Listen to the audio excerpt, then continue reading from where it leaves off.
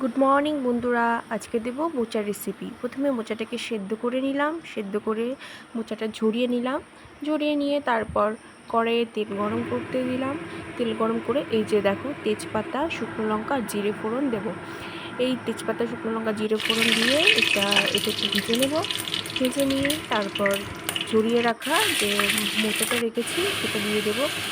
দিয়ে এখানে একটু দিয়ে দেবো নুন, আর দিয়ে দেবো একটু হলুদ দিয়ে কিছুটা নেড়েচেড়ে নেব, নেড়েচেড়ে একটু ভেজে নেব। ভেজে নিয়ে তারপরে এখানে দেখো আদা, কাঁচা লঙ্কা আর জিরে, এটা পেস্ট করে নিয়েছি, এটা দিয়ে দেবো।